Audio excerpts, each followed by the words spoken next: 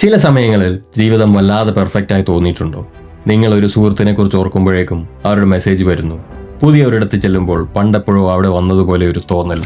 അല്ലെങ്കിൽ നിങ്ങൾ എടുക്കുന്ന വളരെ ചെറിയൊരു തീരുമാനം നിങ്ങളുടെ ആ ദിവസത്തെ മുഴുവൻ മാറ്റിമറിക്കുന്നു. അടുത്ത സീനിൽ എന്ത് നടക്കണമെന്ന് ആരോ നേരത്തെ തീരുമാനിച്ചു വെച്ചതുപോലെ. മിക്കവരും ഇതിനെ യാദൃച്ഛികമെന്ന് വിളിക്കും. പക്ഷേ കുറച്ചു സമയം ശ്രദ്ധിച്ചു നോക്കിയാൽ ജീവിതം തോന്നിയ പോലെ നടക്കുന്ന ഒന്നല്ല, മറിച്ച് കൃത്യമായ നിയമങ്ങളുള്ള ഒരു സിസ്റ്റം പോലെയാണ് പെരുമാറുന്നതെന്ന് മനസ്സിലാകും. പാറ്റേണുകൾ ആവർത്തിക്കുന്നു, ആളുകൾ ഒരേപോലെ പെരുമാറുന്നു. ഈ ലോകം ചില നിയമങ്ങളിൽ ഓടിക്കൊണ്ടിരിക്കുകയാണ്. നിങ്ങൾ എഴുതിയ നിയമങ്ങളല്ല, പക്ഷേ നിങ്ങൾ അനുസരിക്കാൻ നിർബന്ധിതമായ നിയമങ്ങൾ. ഇതൊന്നും ഒന്നിനും തെളിവല്ല. പക്ഷേ ഈ ലോകം ഒരു സിമുലേഷൻ പോലെ നിങ്ങൾക്ക് തോന്നിയിട്ടുണ്ടോ? എന്തുകൊണ്ടാണത്? ഇവിടെയാണ് ശരിക്കുമുള്ള മായ ആരംഭിക്കുന്നത്. ഈ പ്രപഞ്ചത്തിലെ ഏറ്റവും വലിയ കഥാകാരൻ നിങ്ങളുടെ തലച്ചോറാണ്. കാരണം അത് സത്യത്തെ കാണിക്കുകയല്ല, മറിച്ച് സത്യത്തിന്റെ 99% മറച്ചു വെക്കുകയാണ് ചെയ്യുന്നത്. ഓരോ സെക്കൻഡിലും 11 മില്യൺ വിവരങ്ങളാണ് നിങ്ങളുടെ തലച്ചോറിലേക്ക് വരുന്നത്. പക്ഷേ നിങ്ങളുടെ മനസ്സിന് ഇതിൽ വെറും 40 എണ്ണം മാത്രമേ പ്രോസസ്സ് ചെയ്യാൻ കഴിയൂ. അതായത് 0.00036%. ബാക്കി 99% നിങ്ങൾ അറിയുന്നേയില്ല. നിങ്ങൾ ലോകത്തെ കാണുകയാണെന്നാണ് നിങ്ങളുടെ വിചാരം. പക്ഷേ സത്യത്തിൽ നിങ്ങൾ നടക്കുന്നത് നിയന്ത്രിക്കപ്പെട്ട ഒരു വിഭ്രാന്തിയിലൂടെയാണ്. നിങ്ങൾക്ക് കാര്യങ്ങൾ എളുപ്പമാക്കാൻ വേണ്ടി തലച്ചോറുണ്ടാക്കി തരുന്ന ഒരു ഷോർട്ട് കട്ട് മാത്രമാണിത്. നിങ്ങൾ ഒരു കസേര കാണുന്നു, തലച്ചോറ് കാണുന്നത് വൈബ്രേറ്റ് ചെയ്യുന്ന പാർട്ടിക്കിൾസ് ആണ്. നിങ്ങൾ ഒരു മുഖം കാണുന്നു, തലച്ചോറ് കാണുന്നത് കുറേ സാധ്യതകളെയാണ്. ഇതാണ് യൂസർ ഇല്യൂഷൻ. വിവരങ്ങളിൽ മുങ്ങിപ്പോകാതിരിക്കാൻ മനസ്സ് പറയുന്ന ഒരു നുണ. നിങ്ങൾ ജീവിക്കുന്നത് ഫിൽട്ടർ ചെയ്ത ഒരു ലോകത്താണ്. നിങ്ങൾ തിരഞ്ഞെടുത്തതല്ല, നിങ്ങൾക്ക് വേണ്ടി തിരഞ്ഞെടുക്കപ്പെട്ട ലോകം.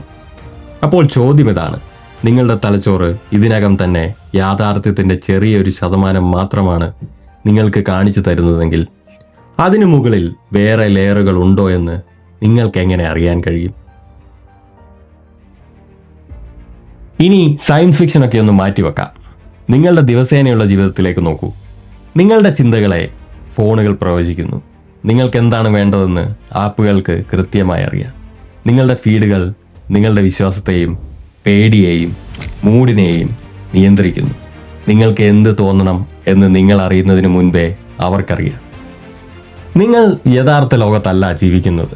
നിങ്ങൾക്കായി പ്രത്യേകം തയ്യാറാക്കിയ പേഴ്സണലൈസ് ചെയ്ത ഒരു ലോകത്താണ്. നിങ്ങൾ ഒരു വീഡിയോ കുറച്ച് സമയം കണ്ടാൽ മതി, പിന്നീട് നിങ്ങളുടെ ഫീഡ് മുഴുവൻ ആ ടൈപ്പിലുള്ള വീഡിയോകളായിരിക്കും. അത് നിങ്ങളുടെ ഇമോഷൻസിനെ കൺട്രോൾ ചെയ്യുന്നു. നിങ്ങൾക്ക് ആ വീഡിയോ ദേഷ്യമാണ് തോന്നിപ്പിച്ചതെങ്കിൽ ദേഷ്യം വരാനുള്ള കൂടുതൽ കാര്യങ്ങൾ സിസ്റ്റം നിങ്ങൾക്ക് തരുന്നു. നിങ്ങൾ പേടിച്ചാൽ പേടിക്കുന്ന കാര്യങ്ങൾ തരും. നിങ്ങൾ എന്താണോ ആഗ്രഹിക്കുന്നത് അത് മാത്രം കാണിച്ചു തരുന്ന ഒരു ഫീഡ്ബാക്ക് ലൂപ്പായി നിങ്ങളുടെ ലോകം മാറുന്നു. ആർക്കും ലോകത്തെ നിയന്ത്രിക്കേണ്ട കാര്യമില്ല. നിങ്ങൾ ലോകത്തെ കാണുന്ന രീതിയെ നിയന്ത്രിച്ചാൽ മാത്രം മതി. ഇതൊരു സിമുലേഷൻ ആണെന്നതിന് തെളിവൊന്നുമല്ല, പക്ഷേ ഇതിൻ്റെ സ്വഭാവം അങ്ങനെയാണ്. പ്രവചിക്കാൻ കഴിയുന്ന നമ്മുടെ പാറ്റേണുകൾക്കനുസരിച്ച് മാറുന്ന ഒരു സിസ്റ്റം.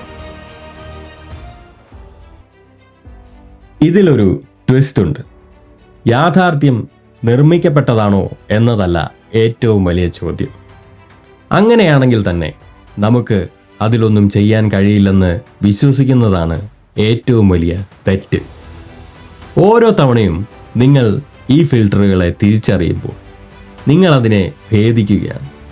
നിങ്ങളുടെ ശ്രദ്ധ എങ്ങോട്ട് തിരിക്കണമെന്ന് നിങ്ങൾ തീരുമാനിക്കുമ്പോൾ ഈ ലോകം അതിനനുസരിച്ച് മാറാൻ തുടങ്ങും. ഓട്ടോ പൈലറ്റിൽ പോകാതെ കാര്യങ്ങൾ അറിഞ്ഞ് തീരുമാനിക്കുമ്പോൾ നിങ്ങൾ നിങ്ങളുടെ ജീവിതത്തിൻ്റെ തിരക്കഥ മാറ്റി എഴുതുകയാണ് ചെയ്യുന്നത്.